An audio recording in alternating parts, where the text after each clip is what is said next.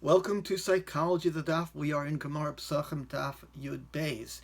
The Gemara discusses the different times of the day, the different odd groups of people eat. They start with the first hour of the day is the time that the Ludim eat. Now, who are these Ludim and why are they eating so early in the morning?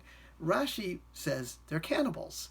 Perhaps Rashi, though, is not referring literally to cannibals, but perhaps he's referring to the procurers of the gladiator fights known as ludari in Greek, I believe. So these ludari were the ones that basically organized and collected the fighters for the gladiator arenas. Now, in fact, even though the gladiators did not actually practice cannibalism, they did often drink the blood of their victims or eat essential parts like the livers of their losers, hoping to somehow or another acquire the life force from the person who was recently deceased.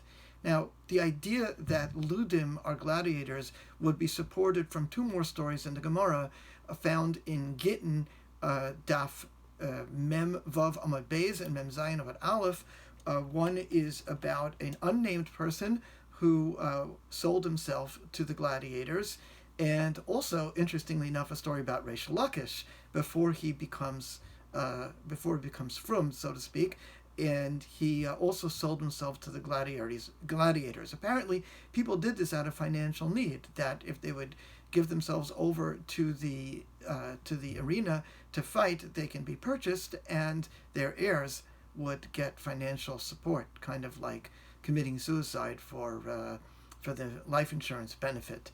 So anyway, that's just interesting. On a totally different note, the Maharal has a drash over here to explain this Gemara, because Gemara basically goes through 6 different hours of the day, going in levels. So these cannibals, the Ludim, eat in the first hour of the day, the Listim, the bandits, eat in the second hour of the day, the inheritors eat in the third hour of the day, and the fourth hour of the day, the common workers, and the fifth, the Talmidei Chachamim, and the sixth, everybody else.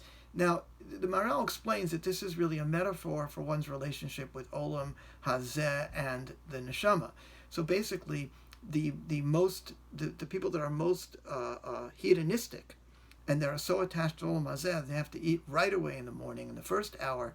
They're like cannibals because they end up doing all types of theft and crime and slander and all these awful things which really are consuming people. So they are engaging in hedonism at the cost of other people's lives, essentially cannibalism. And then the bandits are close, but they're not quite the same, so they're the second hour of the day. And then the people that really didn't have to work for a living at all, so they are quite attached to hedonism, but not to the same degree that they're destroying other people, so they're just considered wealthy inheritors. And then the fourth are the regular workers, meaning people that earn an honest living, so they have to be attached to this world. And then the fifth comes the Talmidei Chachamim, who they push off as much as possible their attachment to Olam Hazeh, and therefore they end up eating in the fifth hour of the day. Now, the Maharal doesn't explain about the sixth hour, even though the Gemara says the 6 hours, Machal Kol Adam, is the time that everybody eats. It could be that the pshat is, I'm not sure what the Maharal meant to say, but it could be that the pshat is that even the Talmidei Chachamim should not try to go so far, and that if they were to push so far as to abstain too much, then they would return again to some type of ordinariness because their head wouldn't be clear, etc., etc. So maybe the Gemara is trying to say, don't go all the way to the 6th hour, because even though you would reach this pinnacle by pushing off your desires in the first hour, the second hour, the third hour, and the fourth hour, so you'd reach this pinnacle of spirituality. If you go too far, you would again ruin yourself on the curve and start to lose mental acuity and be irritable, etc. And so you'll become like an ordinary person.